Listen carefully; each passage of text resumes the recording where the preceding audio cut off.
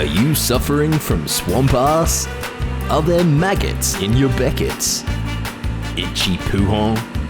Stop swamp ass at La Source with the new O-Rouge Cold Fusion Racing Seat today.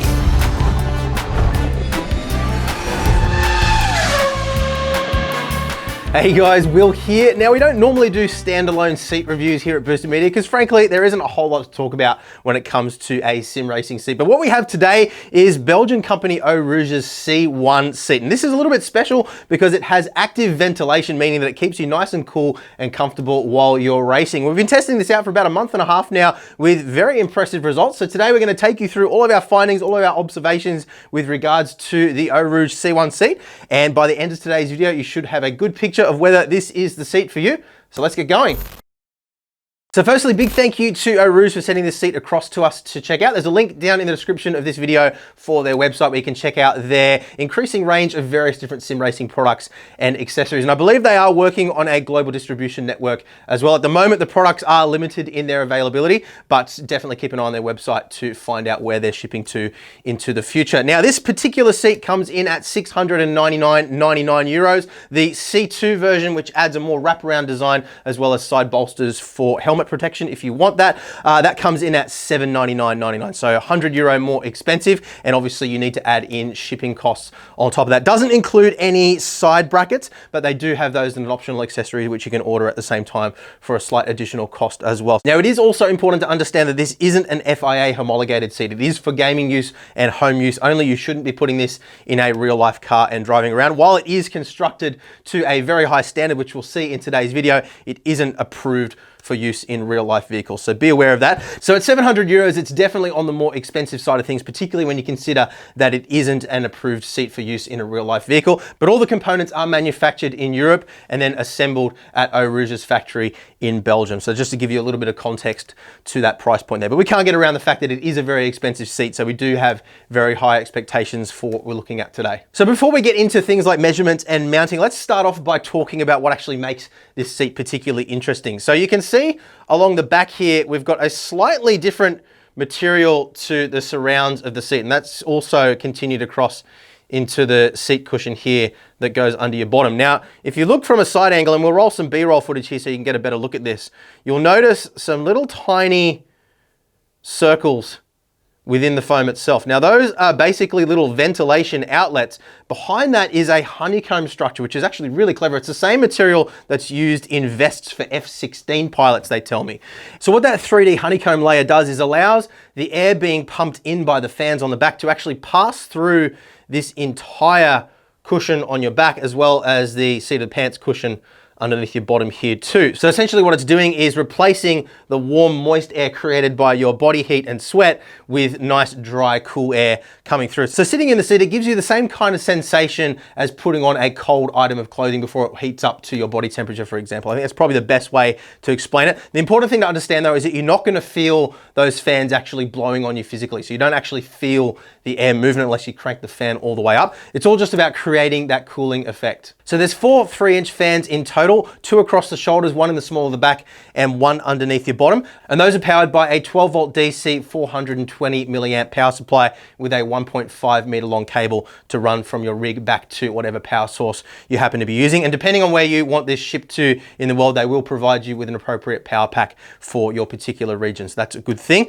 So 420 milliamps at 12 volts is just a touch over 5 watts. So you can imagine 5 watts to run all 4 fans isn't a whole lot of power. And that goes to highlight the way that the cooling effect is being produced here, again, by not blowing massive volumes of air through, but just keeping a constant flow of cool air, replacing that warm, moist air from your body heat. So let's quickly run through weight, dimensions, and mounting. Then we'll actually get this mounted on the rig and talk about the experience. Because obviously not only the ventilation is important, we also need to talk about rigidity, how it actually feels to drive in terms of comfort, flex, and all those important things. So fully loaded, as we see it here, the seat comes in at just a touch over 9.3 kilograms. Not the lightest seat that we've tested, but not the heaviest either. And when you consider all the various different materials and bits and pieces that go into making this function the way it's designed to function, the weight kind of makes sense. So it's a carbon reinforced plastic, or FRP shell, and then they describe the material used across the rest of the seat as a velvet material. So essentially every single area of this seat which is going to be making contact with your body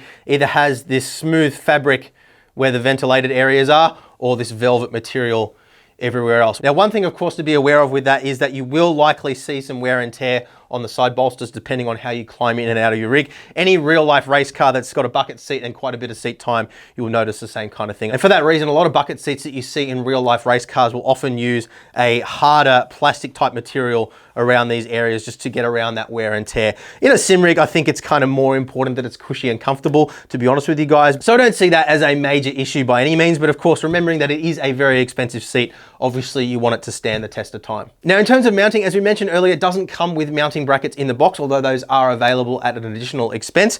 In terms of what is available here, though, we have 4 mounting holes, 2 on either side. Those are a standard 290mm spacing though, so they're going to be compatible with the vast majority of mounting brackets. Now, we'll throw some measurements up on the screen for you quickly now while we're discussing dimensions here, but at 320mm wide right in the back here, that's the width of the back cushion, and 385mm wide around the pass-throughs for the seatbelt. It is relatively narrow. You of course do want to have a nice snug fit in your seat. You don't want to be sliding around all over the place because that is going to have an impact on muscle memory. I'm about a 34 to 35 inch waist, and it is quite a snug fit for me. I find that my thighs do tend to sort of want to rise up and sit a little bit above this. Now, it is only available at this point in time, at least in the one size. One thing I would love to see them do is create a larger version of the same seat to accommodate for larger people. But I'd say anywhere up to about 6.5 foot tall and up to say about a 35 to 36 inch waist, you're probably gonna be okay with this seat. Now, if you are wanting to run some kind of harness on your rig, there is provision for that too. Obviously, as you can see, we've got 2 pass-throughs here around the shoulders for the shoulder straps. You've got pass-throughs on the side here, of course, too.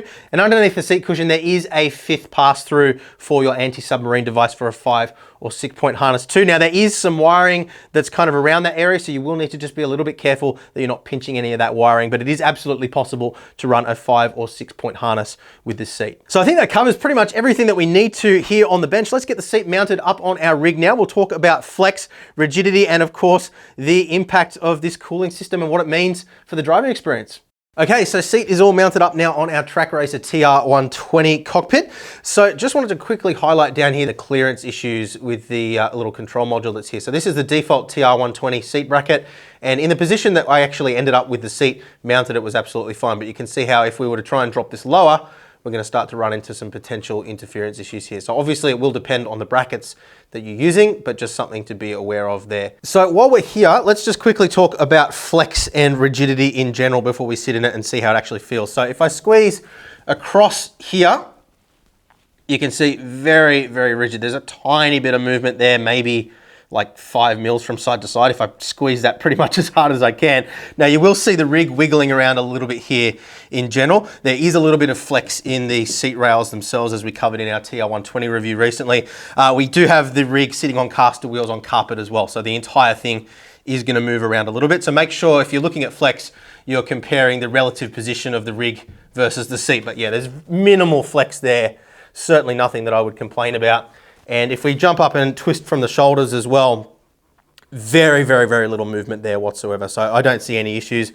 Front to back movement as well. Most of what you're seeing there is just the rig itself moving on the carpet. There's a little bit of movement there, but yeah, again, you can see just when I push on the back of the seat, these parts are kind of bending out very slightly. So yeah, I think that demonstrates that there is very, very little flex in the unit, but let's just quickly sit in the rig too.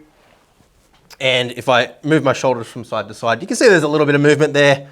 Some of that is just the squish in the pads themselves, but I mean, you guys can see on the camera for yourself how much that's moving, so I don't need to harp on about it. Now, if we do some explosive braking here with my HEUSINKVELD Ultimate Plus pedals, which are mounted on the rig, I brake with about 70 kilograms of braking force, just to give you a reference point. So I'm pushing the small of my back and my bottom right back in the seat as hard as I can here, basically against that pedal. So that's probably more like 100 kilograms of force. And there's certainly, I can see the seat squishing up a little bit. So there's obviously a tiny bit of flex there, but again, certainly nothing that I'm concerned about. And if you've seen some of the other reviews of chairs that we've done or seats that we've done over the years, you would have seen some of them actually had the entire back pop out when I was putting in less force than what I'm doing here. Now, another quick observation too is that I have absolutely no sensation of the presence of those fans when I've got this thing switched off. So if I push back in the seat, I can't feel the fan poking into my back or anything like that. There's no hot or cold spots, anything like that. It's very uniform airflow across. And yeah, I wouldn't even know that the fans were there with this switched off. I can bump up and down in the chair, push back as hard as I can in the seat as well, and there's nothing poking into me or causing any sort of discomfort whatsoever. So let's talk about the little control module here now, and then we'll talk about the sensation of actually having these cooling fans turned on. So the little position switch down here actually does illuminate all the time that the power is plugged in. Obviously that's not going to be chewing a huge amount of electricity, but it would be nice to see maybe a little power switch there so you can have the thing completely turned off. And then we've got 6 different positions here for different fan speeds. And you can see there's a little light, little red LED just on the tip there too to indicate which position out of the 6 that it's in. So at the minimum setting, which is what they suggest you start off with, it doesn't actually feel like it's doing anything, which is really interesting. But what you'll find is that when you drive over a long period of time, you go, oh, my back isn't sweaty. So it actually does work really effectively. Now, one thing I did notice is that on our particular sample, there is a little bit of fan rattle at the lower speed. That's something that I've experienced before with PC building. When you run the fans at really low duty cycle, occasionally they can have a little bit of a rattle. So if I crank that up to setting number 2, then that rattle goes away and it's just a constant whirring noise. It just sounds like a cooling fan. Basically just sounds like you've got a PC running somewhere nearby. So definitely not excessively noisy. Now, on that number 2 setting there, if I sit here, I can feel a very, very, very slight sensation.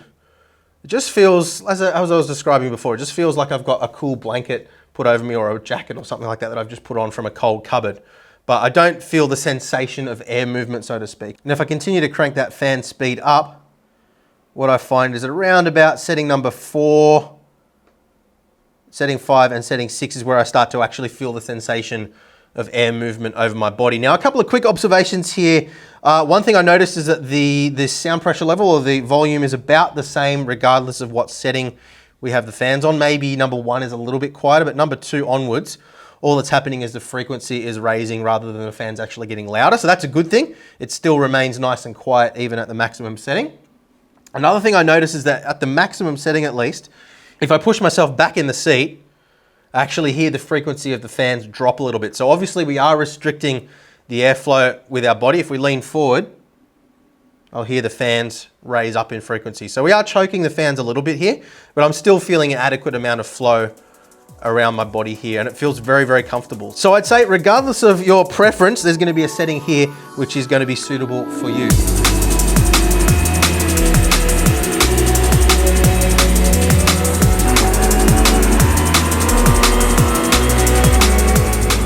So there you have it, guys. That is the O-Rouge C1 active cooled seat. And look, I guess the best way to summarize the experience using this seat is that it does exactly what they describe on their website. It does exactly what it's designed to do. It keeps you nice and cool when you're driving. As you guys would have seen in a lot of my race videos, my heart rate does get right up there and I do come out of the rig quite hot and bothered afterwards. And this seat has genuinely made a difference to the experience of racing for me. Throughout my testing, there were multiple instances where I was sitting in this seat for well over 3 or 4 hours at a time. I wasn't racing for that entire time, of course, but yeah, sitting in the seat without any opportunity for any new air to get in behind my back. And yeah, at no point did I really ever feel a sensation of a hot, sweaty back. But for me, I think the thing that impresses me the most about this seat is the way it actually achieves the result. Because you're not getting that sensation of air movement, it doesn't become uncomfortable or I guess distracting at any point. It just creates this nice cooling effect, as we mentioned before, kind of like getting into a bed with cold sheets or putting on a jumper that's just come fresh out of a cupboard. It gives you that nice cooling and soothing effect without any sort of irritation. Now, the active ventilation system aside, of course, there are some very important other aspects when it comes to a sim racing seat, and I'm happy to say that this is every bit as rigid and solid as you want. It's got a good amount of padding all the way around, and of course, provision for mounting up to a 6-point harness as well, should you wish to do so. Now, of course, at 700 euros, you are going to be expecting the best of the best when it comes to quality. There shouldn't be any major compromises here at all, and I'm happy to say that, honestly, the only 2 nitpicks that I really have when it comes to the design are just I would like to see at least the option for a little little bit more protection on the sides here against wear and tear. I do think that people are going to have some issues with wear and tear over time. Obviously, that is just something that is fundamental to bucket type seats, but at the price point, of course, on a sim rig, you don't want to have this wearing out after 6 or 7 months. The only other nitpick that I had was just down to the position and design of the fan speed controller module here on the side. Of course, depending on the seat brackets that you have, this may not be an issue for you at all, and I don't really know where else they could mount this to be more convenient in terms of ease of access, so it's a little bit of a difficult one for them, but it did get in the way of some of the seat brackets that we have here in the studio when we were trying to test this rig out. So just one thing that I don't really have a solution for, but it was one observation which I thought may be important for some people. And really, other than that, the only complaint that I have is just that there's only one size available. As I mentioned earlier, this is going to be good up to about 6.5 feet tall and up to about a 35, maybe 36 inch waist. Above that, you probably are going to find it a little bit too snug for you. Obviously, everybody has a slightly different body shape. When I put on weight, I tend to put it on around my bottom and thighs before anywhere else. So I'm probably a bit of a worst case scenario for this seat. But if you are a larger person, you probably are going to struggle with this seat. So just be aware of that, and I would like to see them make a larger version. But all in all, I got to say, a really great experience using this seat. I probably will be installing this on my daily driver rig, provided that the seating position is adequate for the point of view videos that we shoot. That's going to be the determining factor. But if I can make it work, I will absolutely make it work. It's had a positive impact on my enjoyment and driving experience, and I think at the end of the day, that is what you're paying for, and that is what matters the most. So thumbs up for the O-Rouge C1 seat. Really hope this video has helped you guys out. If it has, please do leave a thumbs up. Consider subscribing as well so you don't miss out on our future reviews. Thank you very much for watching, guys, and we'll see you again soon. Bye.